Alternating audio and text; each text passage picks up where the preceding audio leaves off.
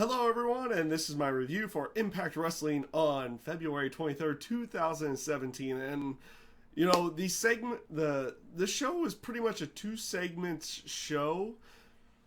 The matches themselves were kind of secondary, and there were some good promos in there. But the two main segments of the show kind of span throughout the entire thing, and I'll talk about those in a little bit. After the intro to the show, which was with the Broken Hardys, which I'll talk about in a little bit, you had Cody and Brandy Rhodes come out. Basically, Cody brings out Moose, and this Cody doesn't even really tease it for too terribly long.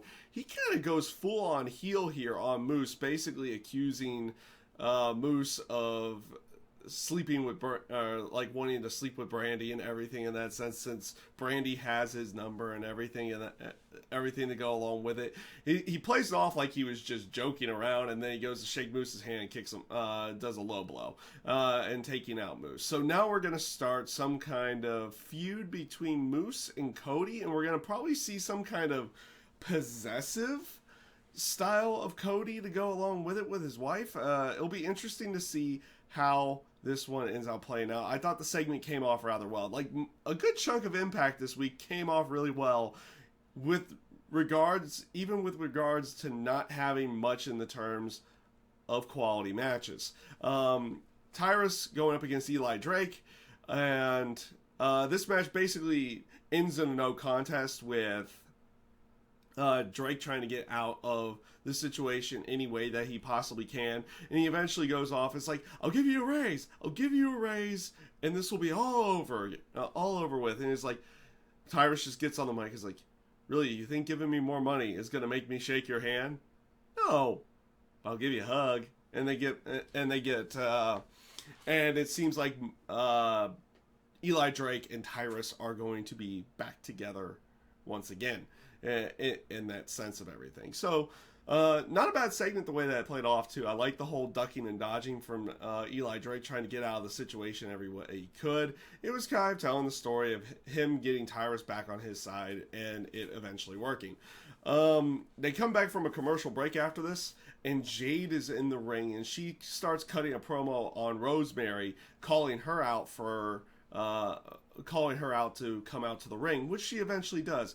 Both of them cut really good promos, and it just came off rather, like, both sides came off rather well. I like the aspect that one calls the other red, the other, like, Rosemary's the red, and Jade is the blue in the aspect of it, and they play off the color and everything, the two colors and everything in their color schemes to go along with it. So I liked how the promos came off. Both sides came off intense in their own way, and it eventually leads to Jade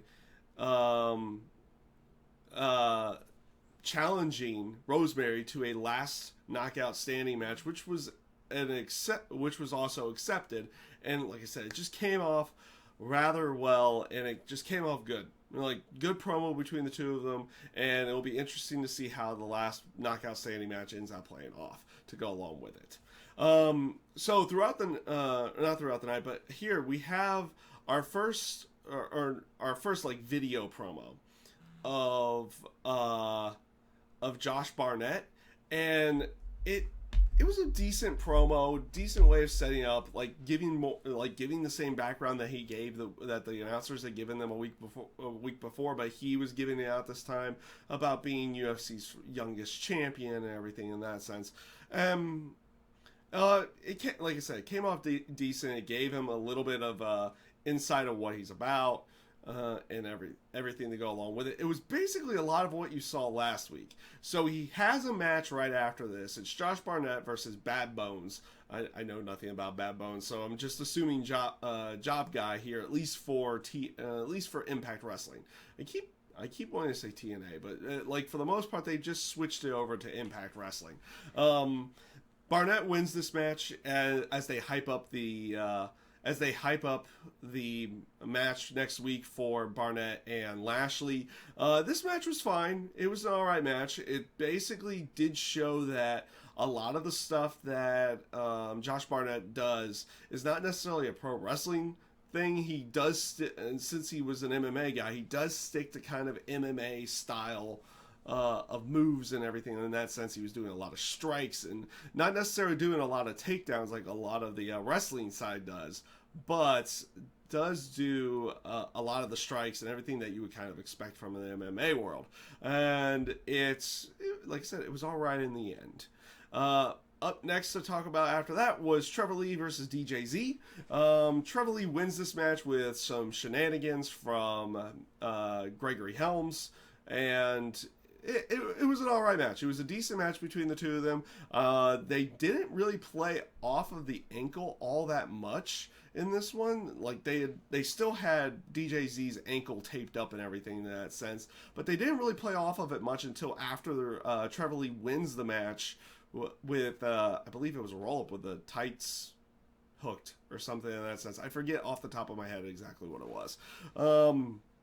But they were going to go for the concerto on that injured ankle again, and this prompted Andrew Everett to come out. And this time they actually got a pop going. Like he had a pop this week for him returning to the ring to take out DJZ, or not DJZ, but Trevor Lee and Gregory Helms. So this one came off all right here. It's like, okay, he got turned on last week. Now he's coming to get his upcoming, or like try to get his revenge and everything to go along with all that. And now it looks like Andrew Everett's going to be going after Trevor Lee in the X Division title. And we'll see how that ends up playing off. So this is going to bring me to the two segments of the night. And I'm going to go ahead and say the two segments of the night because they intertwine throughout the entire show. And their payoffs were brilliant. Especially the Laurel Van Ness, Braxton Sutter wedding.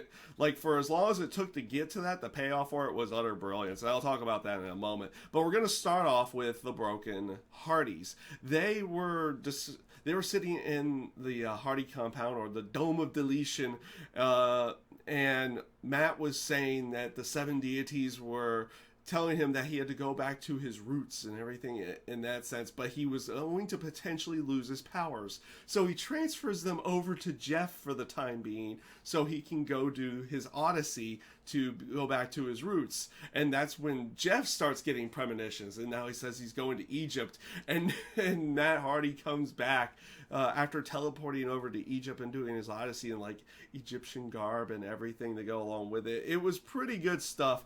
And he even said that Skarsgård, which was the dilapidated boat from the final deletion, is now changed to the Golden Ark, and that is where they're going to keep all the tag team titles that they proclaim during their expedition for gold, which they teleport to the Mid-Atlantic territory. Yes, it is still around, by the way. Mid-Atlantic Wrestling, I believe, is still around. And it's... they did a whole bit backstage where they even do, like, old territorial style of everything to go along with this.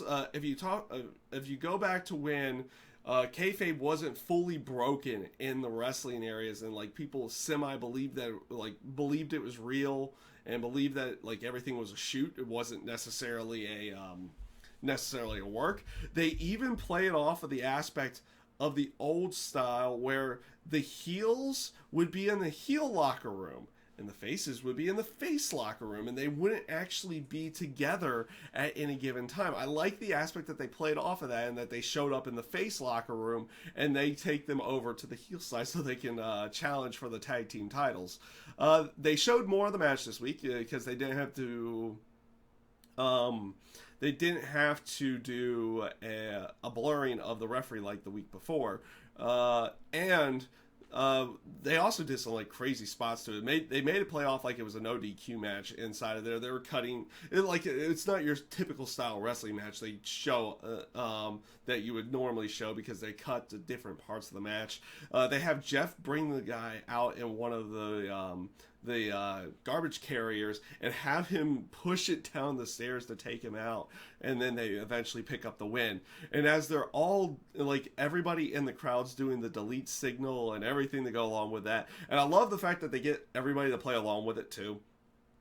or at least a good chunk of the people to play along with it. As they were doing that and the wrestlers are in the ring, they disappear from the ring, and all of a sudden, like, everybody's like, where did they go? Which way did they go? And like, they even have pan shots to the crowd that is like, wait a minute, what just happened? Did they just disappear in front of us? What's going on? Then, of course, they end back up in the Dome of Deletion. And they put the Mid-Atlantic Tag Team titles into Skarsgård, the Golden Ark. This was good.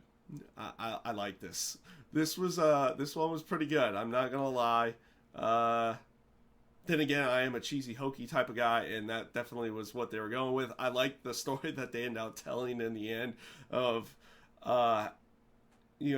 Matt switching his powers over to Jeff, and even if it does end up being like a temporary thing, like maybe Jeff gives it back to Matt or something like that, so he can go on his odyssey into Egypt, was a nice little touch to go along with it, and it made it play off the aspect of now that Jeff had those powers and he was getting premonitions and everything to go along with it. It made me laugh. It made me smile. It was good. I liked it. And so this brings to the Laurel Van Ness Braxton Sutter wedding. And there's only one thing that I've really got to say about the segments leading into it. First of all, Michael Bennett was brilliant tonight. I love the aspect of like how he's talking about his marriage with Maria, and he's like, "This is how I get through through being married with Maria," and he's just drinking champagne. Oh man, there's only one more that I can say. It's like one thing to really say about this. It was a cheesy segment, a cheesy wedding segment, but it was brilliant.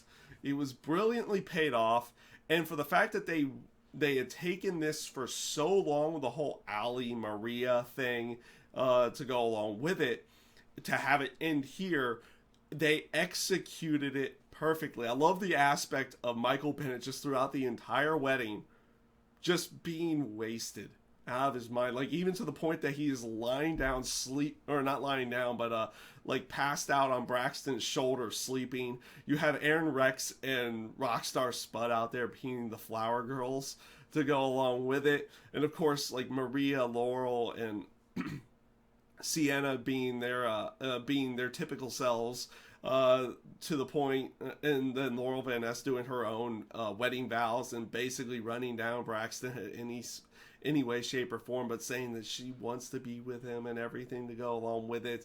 All the way down to the aspect that Maria was going to or technically did fire Ali in the end after Braxton says no. And I love the aspect is like, it seemed like he was about to say something nice. It's like, don't worry, Laurel. I'm sure there's a guy out there that you'll make completely miserable in some way, shape, or form down the road, but it's not going to be me. Great stuff. Cheesy segment, hokey, but brilliant. I loved what they did with this, and they made it work so well in the end. It was one of those bits is like you have been, like, for a lot of people who've been watching it on a constant basis, you would figure this storyline with Ali, Braxton, and Maria, and all of them would have ended a long time ago, especially like maybe at Bound for Glory or something in that sense, with the stuff with Gail Kim and Maria and everything to go along with it. But they held it off for so long that they actually made the it's like when they finally do have the aspect of Ali standing up and quitting and going everything to go along with it,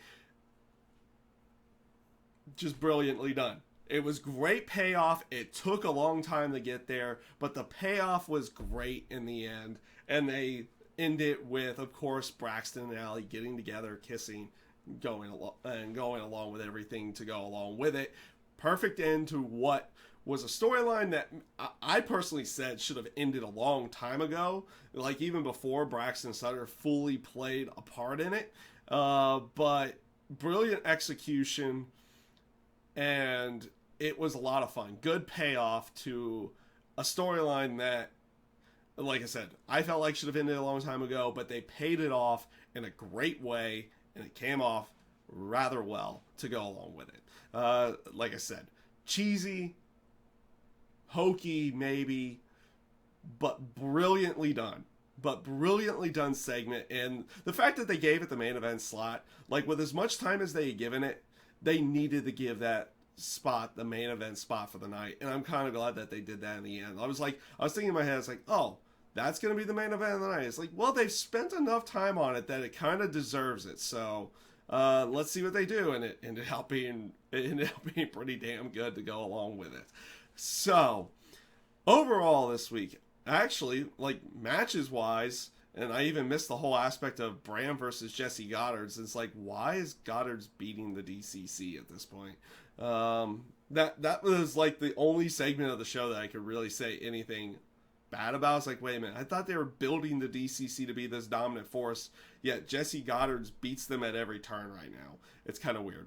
But overall, this week's Impact was a pretty damn good show.